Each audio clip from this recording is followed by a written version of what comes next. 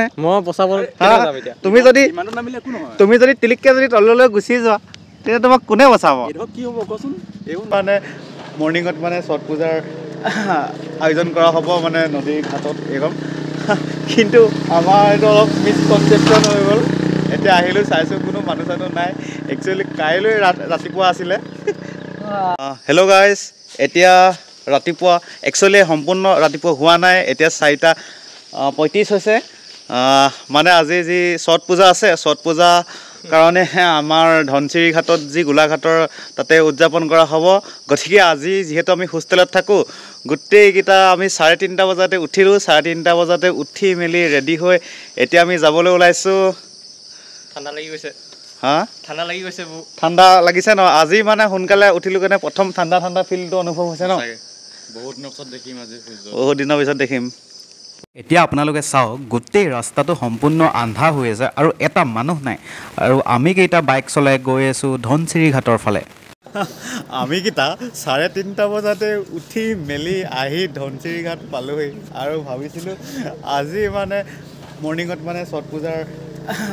আয়োজন কৰা হ'ব মানে নদীৰ ঘাটত এইখন কিন্তু আমাৰ এইটো অলপ মিছকনচেপশ্যন হৈ গ'ল এতিয়া আহিলোঁ চাইছোঁ কোনো মানুহ চানুহ নাই একচুৱেলি কাইলৈ ৰাতিপুৱা আছিলে আমাৰ একচুৱেলি এজন ছাৰ আছে দেই মানে ডেপুটেড টিচাৰ আমাৰ লগত নহয় আমাৰ থেকে এক বেষ্ট ডাঙৰ তেওঁ B.Ed কৰি আছে তেওঁ আহি কালি ৰাতি একদম যি কনফিডেঞ্চত কৈছে মই একদম চিয়'ৰ মানে মই তোমালোকক কৈছোঁ নহয় 90% চিয়'ৰ তোমালোকে কাইলৈ মৰ্ণিং যোৱা কাইলৈ আছে বোলে কেনেকুৱা লাগিছে এনেই অনুভৱটো কেনেকুৱা লাগিছে ৰাতিপুৱা গা চা ধুই মেলি 4টাত গা ধুই ঠাণ্ডাতে ক'ত 3:30 গা ধুইছোঁ আমি 4:30 গা ধুইছোঁ গা ধুই মেলি ওলালোঁ আহি পিনে এয়াহে একো নাই আজি আমি এতিয়া গম পাই গ'লোঁ ক'ত হয় কাইলৈ আমি আকৌ আহিব পাৰিম হয় নাই শান্তনু কেনেকুৱা লাগিছে এনেই কি ক'বা তুমি বহুত দুখৰ অনুভৱ ভাবিছিলানে এনেকুৱা হ'ব বুলি ৰাতি উঠি মেলি 3 ঘণ্টা শুইছোঁ অকল 12টাৰ পৰা এতিয়া 3টালৈকে 3 ঘণ্টা 3 ঘণ্টা সেয়া শুওঁতে 2 ঘণ্টা লাগিলে ইটো 1.5 ঘণ্টা শুইছোঁ ইটো 2টা বজাত শুইছিলে বেচেৰাটো 2টা বজাত 1 ঘণ্টা শুই আহিছোঁ মই যিহেতু আমি আহিলোৱে এতিয়া অৱশ্যে ধনচিৰি ঘাটত আমি মৰ্ণিং ৱাক কৰিবলৈ অহা নিচিনা হ'ল এয়া চাওক বহুত মানুহ আহিছে মৰ্ণিং ৱাক কৰিবলৈ তেওঁলোকৰ লগতে আমিও বৰ্তমান মৰ্ণিং ৱাক কৰা হৈছে ভালো লাগিছে বাৰু অৱশ্যে বেয়া লগা নাই এনেকৈ ইমান জল্দি কেতিয়াও উঠা নহয় আনকালে ছট পূজা আছে বুলি আজি উঠি দিলোঁ প্ৰস্তুতি ধুনীয়াকৈ চলাই থকা হৈছে কালিলৈ আছে গতিকে আজি যদি ইমান ৰাতিপুৱা যদি আমি আহিছোঁ তথাপিতো ইয়াত যথেষ্টখিনি আমি মানুহ ইয়াতে লগ পালোঁ গাইজ এইবিলাক কলগছবিলাক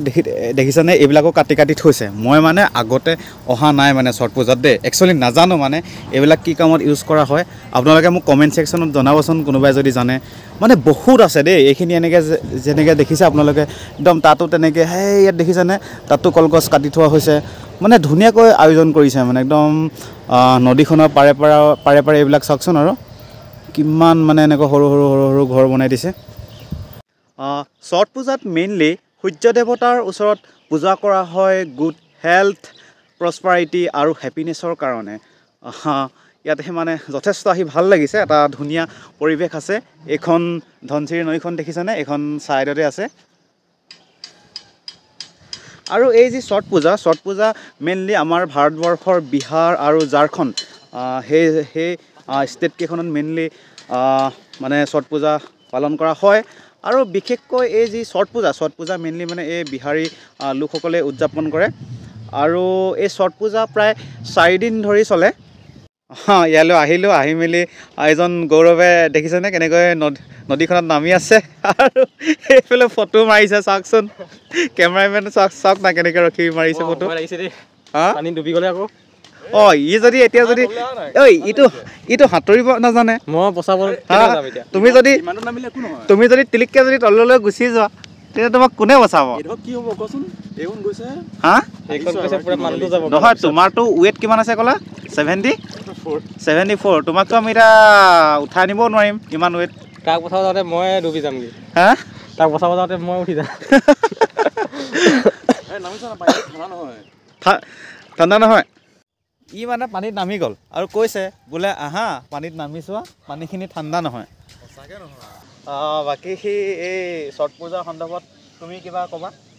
ছট পূজাৰ বিষয়ে ইমান নাজানো বাট ইমানে জানো যে বৈদিক যুগৰ পৰাই ছট পূজা পতা হৈছিল সূৰ্য দেৱতাক পূজা কৰিবলৈ কিন্তু যাওঁ আগত কিন্তু ইয়াৰ মহত্বটো ইমান মই গম নাপাওঁ বাৰু বাট মোৰ বিহাৰী লগৰ কেইটামান আছিলে সিহঁতৰ পৰা ঠেকুৱা খাই বৰ ভাল লাগে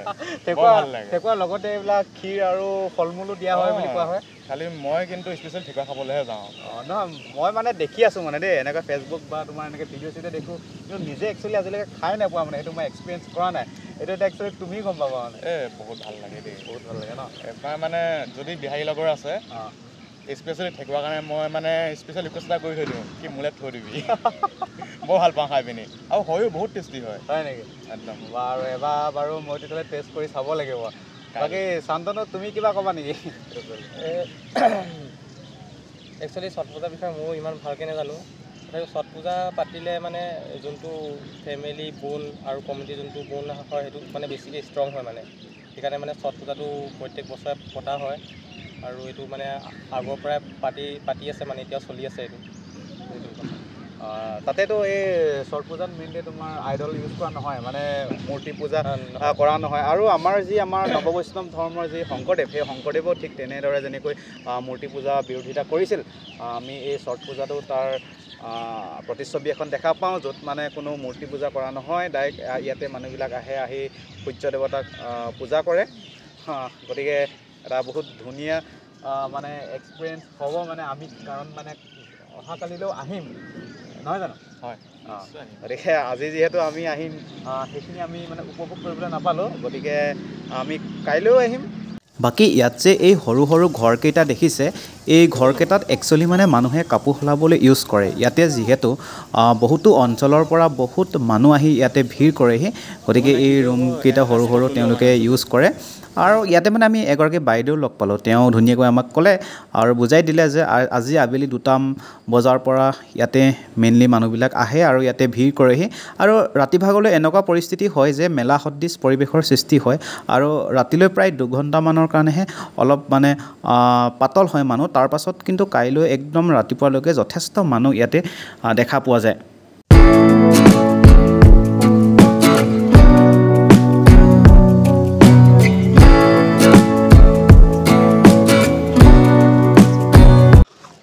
আমি যিহেতু মানে হোষ্টেলত থাকোঁ ন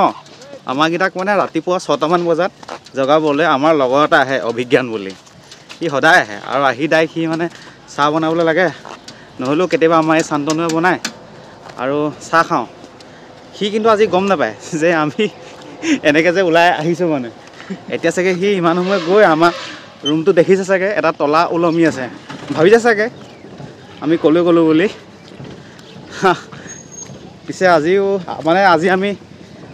যাব হ'ল আৰু ৰুমলৈ যাওঁ চাহ খাই যাম হা চাহটো খাই যাম চাহটো খাই যাবা ন অ'কে চাহ খাই মেলি আজি আমি যামগৈ আৰু বাকী আপোনালোকে ভিডিঅ'টো কেনেকুৱা পালে কমেণ্ট ছেকশ্যনত জনাব ভাল পালে নিশ্চয় এটা লাইক কৰিব আৰু ছাবস্ক্ৰাইবটো কৰি দিব পৰৱৰ্তী সময়ত ভিডিঅ'বিলাক দেখি থাকিবৰ কাৰণে ছাবস্ক্ৰাইব কৰি দিব হয় নাই য়েছ অ'কে ধন্যবাদ ভিডিঅ'টো ইমানতে শেষ হোৱা নাছিলে আমি আহি থাকিলোঁ আহি ৰাস্তাতে আমি অনুভৱ কৰিলোঁ আমাৰ বডিটোৱে একাপ চাহৰ অনুভৱ কৰিছে গতিকে এয়া আমি এতিয়া গোলাঘাট টাউনৰ মাজমজিয়াত ৰখি চাহ খাইছোঁ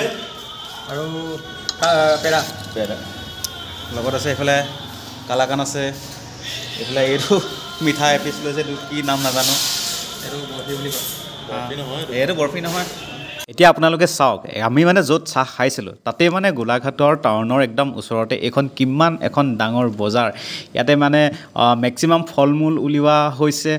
কুঁহিয়াৰৰ পৰা আৰম্ভ কৰি একদম মাটি কঁঠাললৈকে ৰাবাব টেঙাৰ পৰা আৰম্ভ কৰি আমলখিলৈকে মানে কাইলৈ যিহেতু মানে আজি আবেলি পৰাই যিহেতু ছট পূজা আৰম্ভ হ'ব তাতে মানে এইবিলাক বস্তু